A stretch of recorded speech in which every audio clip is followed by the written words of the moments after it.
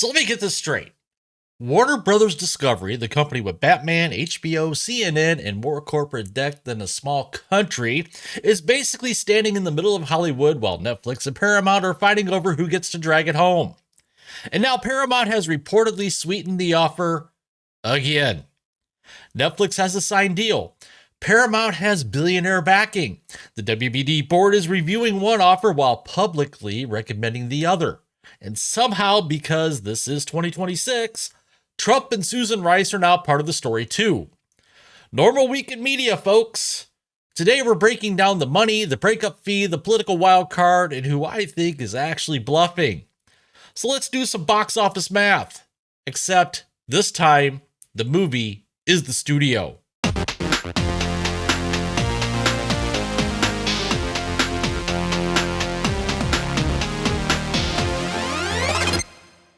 Welcome back to The Critical Nerd, where we keep our expectations low and our receipts high. If you're new here, this channel covers Hollywood business, box office chaos, media meltdowns, and all the corporate drama the trades sometimes try to dress up as strategic repositioning. If that sounds like your kind of content, if you would, YouTube loves engagement. Smash that like button, subscribe to the channel, and ring that notification bell. Now let's talk about the most expensive game of chicken in Hollywood right now. That's Netflix versus Paramount for Warner Brothers Discovery. All right, first we need to talk the numbers, because this story gets confusing fast unless you break it down. Back in September 2025, after Skydance closed its Paramount deal, David Ellison reportedly came in and offered to buy WBD at around $19 per share. Well, WBD said, no, not interested. Then Paramount came back, and WBD said no again. And then again, and then again. Reports say the WBD board has rejected Paramount's attempts 9 times. Yeah, 9. At that point, it stops being interest and starts looking like that one ex who keeps texting you up from different numbers. Then Netflix enters the picture and signs a deal reportedly valued at $83 billion. There's an important distinction here that I need to point out. Netflix deal, it's not for all of WBD. It's for the crown jewels, the film studios, the streaming assets, including Warner Brothers, HBO Max, DC, things like Game of Thrones, Batman, Superman, Friends. And while WBD shareholders retain equity in a spin-off entity holding the linear cable-style assets. So Netflix is basically saying, well, we want the filet mignon. You guys can keep the salad bar. Paramount's play is a little bit different, though. They want it all. They want the whole thing. Everything. Studios, channels, libraries, cable. The whole messy garage. And now Paramount has reportedly submitted a new sweetened bid, with public reporting suggesting expectations in the low $30 per share range, potentially around $32 per share. If it lands in that range, the total value gets pushed roughly into $100 billion plus territory, with some outlets floating numbers around $108 billion, which would put this in historic leverage buyout territory. In other words, this is not Hollywood gossip.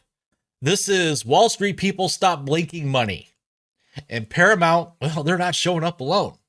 The financing chatter around this thing includes Ellison money, Larry and David Ellison, Oracle, major debt providers, big institutional backing, and reported sovereign wealth interests tied to Gulf capital sources. So no, this is not a lemonade stand trying to buy Batman. This money is serious.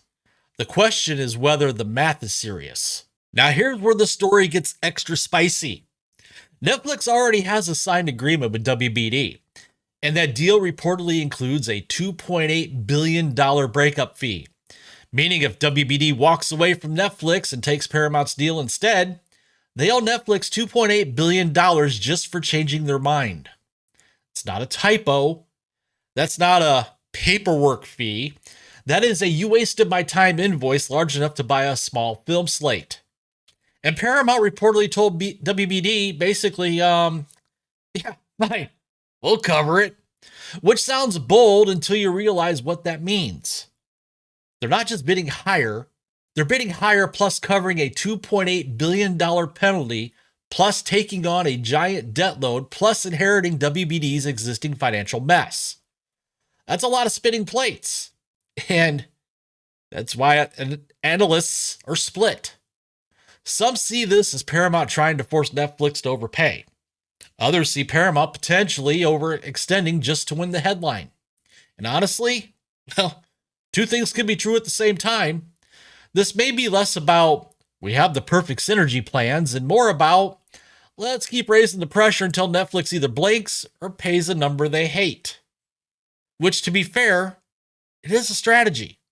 A terrifying strategy, but a strategy. So just how has Netflix responded to this? Well, they're responding with the cleanest corporate poker face in the business. Ted Sarandos has basically signaled, and I quote, "We've got a signed deal. We know what we're buying. We also know how to walk away when someone else gets irrational." That's executive speak for don't confuse silence with panic. You gotta admit, it's pretty smart. Because if Netflix publicly acts desperate, Paramount keeps pushing. If Netflix acts calm, Paramount has to wonder, are they bluffing? Or are we about to bid against ourselves? Now here's my read of this. Netflix does not want to lose a package that includes Warner Brothers, HBO, and the IP depth that comes with it. This is not some random streamer consolidation play. This is a franchise infrastructure. You're talking about a library that touches DC, HBO Prestige catalog, massive TV syndication value, legacy film IP, deep production capability. That's not just content, that's leverage for the next decade. So when Netflix says, we can walk, I hear, well, we can walk, but we'd rather make you sweat first. Classic negotiation posture. And meanwhile, WBD's board is in the middle trying to do two things at once. First, they're reviewing Paramount's new bid because fiduciary duty says they have to. And then continue recommending shareholders approve the Netflix deal because that's the signed agreement currently on the table. They're basically saying this. Yes, we're looking at the other offer. No, please don't freak out. Totally normal, very stable, nothing weird happening here at all. And because this saga apparently needed one more subplot, politics jumped into the ring. President Trump publicly called on Netflix to fire board member Susan Rice, and that political noise hit right in the middle of a sensitive merger fight. Now on paper, Netflix's position is simple. This is a business transaction, regulators decide mergers, not social media posts, not campaign rhetoric, not cable news segments. And yes, legally speaking, that's the right answer. But in real life, timing matters. Because around the same time, reporting indicated expanded antitrust review scrutiny around the Netflix WBD transaction, including broader questions about market power and competition. Is that automatically fatal to the deal? No, it's not. Does it create uncertainty? Absolutely it does. And uncertainty is oxygen for rival bidders. Because the more noise around regulation, the more room Paramount has to say, see, our path may be cleaner, or at least worth reconsidering. Now, am I saying all this is coordinated? No, not saying it's coordinated. Am I saying the timing is incredibly convenient for Paramount? Also, no. I'm saying this is extremely convenient. You can decide how much tinfoil hat you want to wear for that one. So what happens next? Well, the clock is the story now. So here's the immediate boardroom chessboard as of this recording. Paramount has submitted a sweetened offer. WBD is reviewing it. WBD is still formally backing the Netflix deal. Netflix reportedly has a limited window to respond if WBD deems Paramount's offer superior enough to trigger the process. A shareholder vote on Netflix transaction is looming.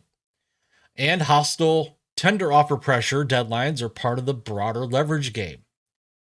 Let me break this all down for you in simple terms. This is no longer just who has the most money. It's now who can close, who can convince the board, who can survive scrutiny, and who can keep investors from bolting. So here's my take. I think Netflix, they stay in the fight. I do not think they casually hand Warner Brothers and HBO level assets to Paramount over a few dollars per share without testing where Paramount's real ceiling is. I also think Paramount's current strategy is partly designed to make Netflix pay more, even if Paramount doesn't ultimately win. That said, if Paramount really does have the financing lined up and is willing to absorb the breakup fee pain, they've made this a real fight. Not rumor farm nonsense, a real fight. My prediction? Well, Netflix responds with a measured bump, not a panic spike. Enough to stay competitive, not enough to look desperate. And then it comes down to whether WBD believes Paramount structure is truly superior and truly executable, not just bigger on a headline. Because higher bid and better deal are not always the same thing. Hollywood forgets that a lot. Boards usually don't. So that's where we are. Paramount raised the pressure. Netflix is playing cool. WBD is reviewing one offer while backing another. And politics is hovering over the whole thing like a studio note nobody asked for. If this flips again, I'll have a breaking update ready fast because this story is moving by the hour. Let me know in the comments. Who gets WBD? Netflix or Paramount? And if Netflix walks, what does that do to the entire streaming arms race? If you enjoyed this breakdown, hit like, subscribe, and share this with one friend who loves corporate merger drama almost as much as actual movies. I'm the Critical Nerd. Keep your expectations low and your receipts high. Later.